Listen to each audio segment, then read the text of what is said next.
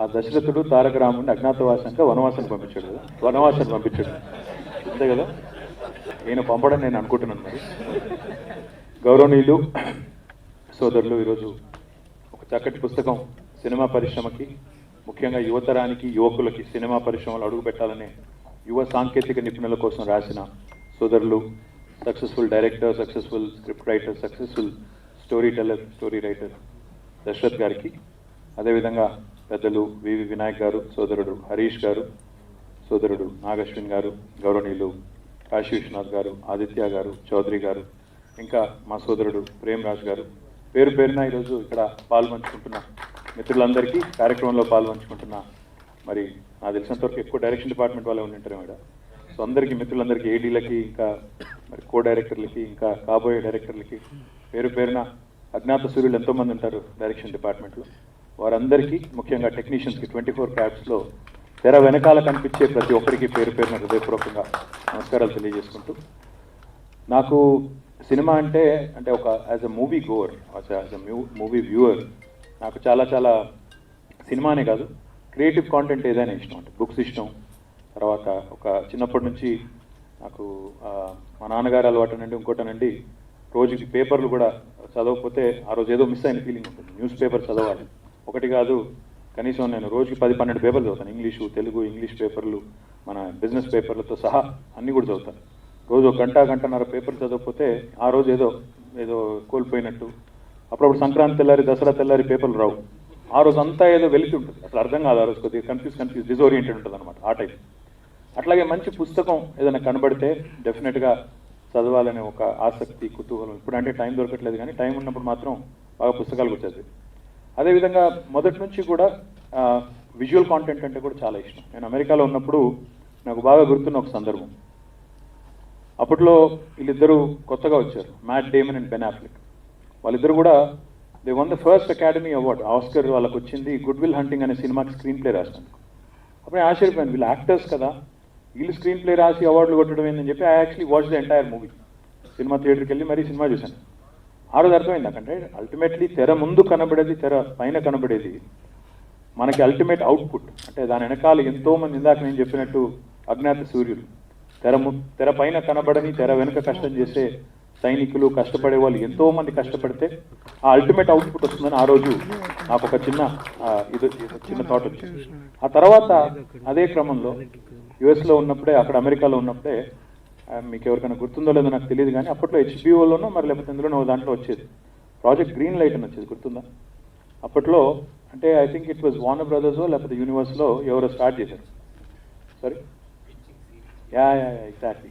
So ఆ project green light కూడా వీళ్ళే, I think mat Daemon, Ben Affleck start చేశారు. వాళ్ళ ఐడియా ఏంటి? సినిమా అంటే 24 క్రాఫ్ట్స్ ఉంటాయి, మరి కొత్త తరం రావాలి, కొత్త టాలెంట్ రావాలి, ఎప్పటికప్పుడు కొత్త నీరు వస్తేనే మరి నిత్యనూతనంగా ఉంటుందనే ఉద్దేశంతో వాళ్ళు లాంచ్ చేసిన ఒక కాన్సెప్ట్. అందులో భాగంగా ఎట్లా అంటే, ఇప్పుడు మీరు షార్క్ ట్యాంక్ అని చూసుంటారు, ఈ మధ్యకాలంలో టీవీలో వస్తుంది.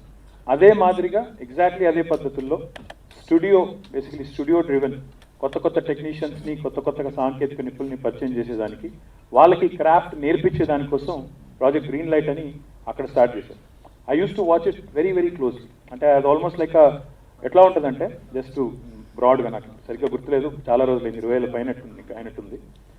ఎట్లా ఉంటుందంటే, ఒక 15-16 మంది రకరకాల కొత్త డైరెక్టర్స్ని వాళ్ళు ముందు తీసుకొస్తారు. వాళ్ళ కథలు మనకు మొత్తం నరేట్ చేస్తారు. అంటే మనం అందరికి, వ్యూవర్స్కి, ఆడియన్స్కి నరేట్ చేస్తారు.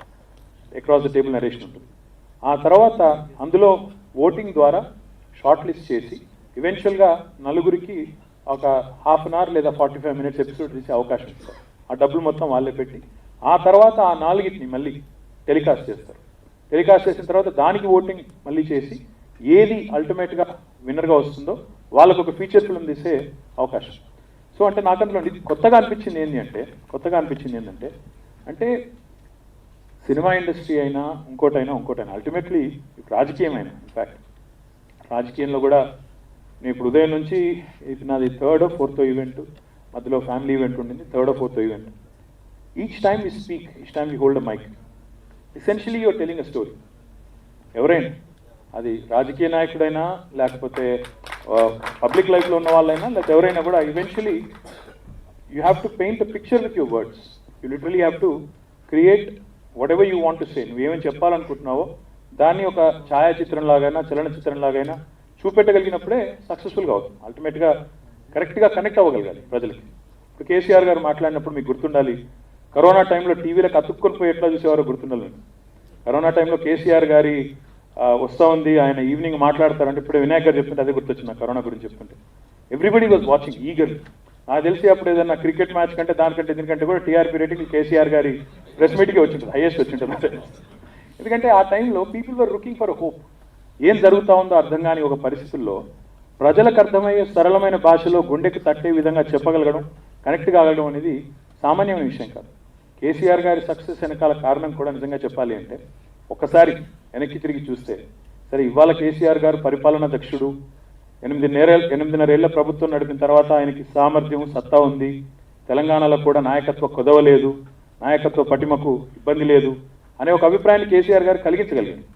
కానీ కేసీఆర్ గారు తన పార్టీ పెట్టినప్పుడు 2001వ సంవత్సరంలో పార్టీ పెట్టినప్పుడు ఆయనకున్నది ఏంటి ఆ రోజు? అసలు మనీ పవర్ లేదు, మజిల్ పవర్ లేదు, కులబలం లేదు, ధనబలం లేదు, ఏ రకమైన సపోర్ట్ లేదు, మీడియా సపోర్ట్ లేదు, ఏదీ లేదు.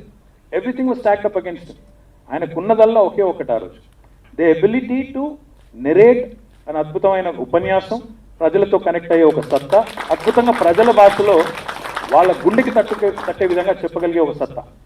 ఒక దర్శకుడికైనా, ఒక స్క్రిప్ట్ రైటర్కైనా, ఒక ప్రజానాయకుడికైనా అల్టిమేట్గా కావాల్సింది అదే. But one thing is a fact, KCR గారు అద్భుతంగా మాట్లాడతారు, అటల్ బిహారీ వాజ్పేయి గారు గొప్పగా మాట్లాడేవారు, కరెక్టే. కానీ ఒక గొప్ప వక్త ప్రజల ముందుకు వచ్చి మాట్లాడినప్పుడు అల్టిమేట్గా దాని వెనకాల చాలా గంటల కృషి ఉంటుంది. కేసీఆర్ మాట్లాడినప్పుడు ఆయన నోటెంబడ టీఎంసీల గురించి, నోటెంబడ అసలు ఏ గుట్ట ఎక్కడుంది, ఏ పుట్ట ఎక్కడుంది, ఏ వాగు ఎంత, ఏ నది లోతు ఎంత ఆయన చెప్తుంటే అర్థం కాదు అరే ఇంత సబ్జెక్ట్ ఏంటి అని. ఎందుకు అంటే దాని వెనకాల అంత పరిశ్రమ ఉంటుంది. మరి ఆ పరిశ్రమకు కూడా అల్టిమేట్గా మళ్ళీ ఎక్కడి నుంచి వస్తాయి, ఆ డీటెయిల్స్ అన్ని ఎక్కడి నుంచి వస్తాయి? పెద్దవాళ్ళు రాసిన పుస్తకాలు, అందులో ఉండే విషయాలు, ఆ విషయ పరిజ్ఞానాన్ని సంపాదించుకుని అల్టిమేట్గా మళ్ళీ అక్కడి నుంచి స్టోరీ టెల్లింగ్ని ఎబిలిటీ చేసుకోవడం. ఇప్పుడు అల్టిమేట్గా దశరథ్ గారి పుస్తకం గురించి కూడా నేను చెప్పేది ఏంటంటే, ఇవాళ I should really compliment not only Dashrath గారు బట్ ఆల్సో తెలంగాణ భాషా సాంస్కృతిక విభాగం. ఎందుకంటే సినిమా వాళ్ళు అంటే ఇందాక హరీష్ గారు చెప్పినట్టు మాకేం సంబంధం, ఇది సాంస్కృతిక శాఖ అంటే మాది వేరు, భాష వేరు, సంస్కృతి వేరు, సినిమా వేరు అనే ఒక అభిప్రాయం నుంచి కాదు, ఒక అద్భుతమైన పుస్తకం, అందరికీ ఉపయోగపడే పుస్తకం వచ్చినప్పుడు మనం కూడా ప్రచురించాలి అని ముందుకొచ్చి మామిడి హరికృష్ణ గారు ఇక్కడ ఉన్నారో తెలియదు, ఆయన మరి భాషా సాంస్కృతిక విభాగం డైరెక్టర్ గారు, వారికి నా అభినందనలు. మంత్రి శ్రీనివాస్ గౌడ్ గారికి కూడా నా అభినందనలు, ఎందుకంటే వారి డిపార్ట్మెంట్ వచ్చిన పుస్తకం ఇది. దశరథ్ గారికి మనస్ఫూర్తిగా అభినందనలు, ఎందుకంటే A to Z కథా రచన రాబోయే రోజుల్లో విషయ పరిజ్ఞానాన్ని పెంచుకొని story telling as an ability. కొంతమందికి అవసరం లేదేమో. ఫర్ ఎగ్జాంపుల్ నాగి ఏం చదివినా నాకు తెలియదు పుస్తకాలు, కానీ సినిమాలు అయితే 2 బాగా తీసేది. అట్లాగే నేను సందీప్ వంగా కూడా when I saw his movie I was blown away. కొన్ని సినిమాలు చూడంగానే యువర్ అర్జున్ రెడ్డి చూడంగానే, లేదా మన మహానటి చూసినప్పుడు కానీ, శివ చూసినప్పుడు, కొన్ని ఐకానిక్ సినిమాలు కొన్ని చూసినప్పుడు యాజ్ ఎ వ్యూవర్, నేను ప్యూర్లీ అంటే హరీష్ మంచి సినిమాలు తెలియదు, వినాయక్ గారు మంచి సినిమాలు తెలియదు అంటలేదు మీ కాదు కొన్ని సినిమాలు దే ఆర్ అంటారు మైండ్ బెండింగ్ మూవీస్ వస్తాయి. కొన్ని వచ్చినప్పుడు యూ బ్లోన్ అవే కంప్లీట్లీ.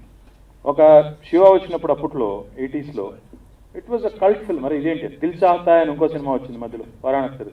ఇట్లాంటి సినిమాలు వచ్చినప్పుడు యూఆర్ బ్లోన్ అవే, అరే ఇది this is different from what I imagine cinema would be. అసలు సినిమా అంటే ఇట్లా ఉండాలి అనే దానికి కాకుండా ఇట్లా కూడా తీయవచ్చు అని చెప్పే విధానం. సో అల్టిమేట్గా అవన్నింటికి బేస్ మళ్ళీ proper scripting, proper screen play, proper way of telling a story, proper narration, ఇదంతా కూడా ప్రేక్షకుడికి ఆయన మనసుకి హత్తుకునేటట్టు తీస్తే డెఫినెట్గా మనం విజయం సాధించవచ్చు అనే దానికి ఐ థింక్ దశరథ్ గారి బుక్ తప్పకుండా ఉపయోగపడుతుందని నేను మనస్ఫూర్తిగా అనుకుంటున్నాను. మరి ఆదిత్య గారు, you gave me a very good idea, you gave me I didn't know this international film festival మరి బెంగళూరులో ఉందని తెలియదు నాకు. మరి బెంగళూరుతో అన్ని విషయాల్లో పోటీ పడుతున్నాం, దీనిలో తప్పకుండా వాళ్ళని పోటీ పడాలి వాళ్ళని. ఎందుకంటే కన్నడ పరిశ్రమ కంటే తెలుగు పరిశ్రమ ఎప్పటి నుంచో చాలా పెద్దది, చాలా పెద్దది. ఈరోజు ఇప్పుడే హరీష్ చెప్పినట్టు literally we are ruling the rules. In fact day is not far, Nagi was saying day is not far Telugu. In fact ప్రస్తుతం మన సీజన్ నడుస్తుంది, మరి ఇంకెన్నేళ్ళు నడుస్తుందో తెలియదు కానీ సీజన్ అయితే మనదే నడుస్తుంది. ఇన్ఫ్యాక్ట్ మేము కూడా ఇన్స్పిరేషన్గా తీసుకున్నాం. నేను 2-3 టీవీ ఛానల్లో కూడా చెప్పాను. కేసీఆర్ గారు నేషనల్ పార్టీ పెడుతున్నారు, ఏంటి సార్ ఏం సంగతి అంటే నేను చెప్పాను, ఒక కంటెంట్ ఉన్న తెలుగు సినిమా పాన్ ఇండియా బౌలినప్పుడు కంటెంట్ ఉన్న తెలుగు నాయకుడు ఎందుకు పోలేడు? కంటెంట్ ఉండి తెలంగాణలో 8 ఏళ్లలో కొన్ని అసాధ్యం అనుకున్న వాటిని సుసాధ్యం చేసినప్పుడు మరి దేశం అంతా ఎందుకు చేయలేమని చాలా పెద్ద కష్టమేం కాదు, ఒప్పించగలగాలి అంతే. ఎందుకంటే ఏ పని కొత్తది మొదలుపెట్టినా తిట్టేవాళ్ళు, విమర్శించేవాళ్ళు, అవుతుందా అనేవాళ్ళు, ఎక్కువ నేసేర్సే ఉంటారు. కాదులేండి ఈయనతో ఏమవుతుంది అనే వాళ్ళే ఉంటారు. కానీ అల్టిమేట్గా కంటెంట్ ఉంటే సినిమా అయినా హిట్ అవుతుంది, నాయకుడైనా పార్టీ అయినా తప్పకుండా హిట్ అవుతుందనే విశ్వాసంతోనే ఇవాళ పాన్ ఇండియా మేము కూడా పోతున్నాం. మరి పాన్ ఇండియాలో డెఫినెట్గా మేము కూడా సక్సీడ్ కావాలని మనస్ఫూర్తిగా కోరుకుంటూ, ఆదిత్య గారు చెప్పినట్టు ఫిల్మ్ ఫెస్టివల్ ఏదైతే ఇంటర్నేషనల్ ఫిల్మ్ ఫెస్టివల్ ఏదైతే అన్నారో, I'll get some details from you దర్శత్ also, and we'll ensure that Hyderabad also will host and international film festival, will throw all of our energy behind it. And of course మీ అందరి శక్తి కావాలి, ఎందుకంటే Nagi phone చేస్తే అమితాబ్ బచ్చన్ కూడా ఎత్తుతాడు ఇప్పుడు. కాబట్టి మనం నాగిని కూడా వాడుకోవాలి, అందరినీ వాడుకొని మొత్తం దేశంలో ఉండే సినిమా దిగ్గజాలందరినీ హైదరాబాద్ తీసుకొచ్చి వాళ్ళందరికీ ముందు కూడా హైదరాబాద్ సత్తాన్ని ప్రదర్శించి హైదరాబాద్ని కూడా కేవలం తెలుగు చలనచిత్ర పరిశ్రమకే కాదు, భారత అదేవిధంగా దక్షిణాసియా చలనచిత్రానికి హబ్గా తయారు చేయాలనే ఒక లక్ష్యం పెట్టుకుందాం. దర్శత్ గారికి చాలా మొహమాటం ఎక్కువ. నేను అడుగుతా ఉన్నాను, ఆయన అప్పటి నుంచి చెప్తా ఉన్నాను ఆయనకి, మీరు టైం తీసుకోండి అంటే నేను 2 నిమిషాలు మాట్లాడుతున్నాను, వెనక్కి తిరిగి చెప్తున్నాను. మీరు టైం తీసుకొని డీటెయిల్గా చెప్పండి, ఏం చెప్పాలనుకుంటున్నారో వినేవాళ్ళు చాలామంది ఉంటారు, దిస్ ఇస్ అన్ ఒకేషన్ అని చెప్పాను. But I think you would rather let his work speak for him. తప్పకుండా నేనే కాదు, సినిమా హీరోలు అందరితో ట్వీట్ చేయండి. ఆయన చేస్తే ఎవరు చూస్తాడు, మధ్యలో సగం మంది చూస్తారు, సగం మంది తిడతారు.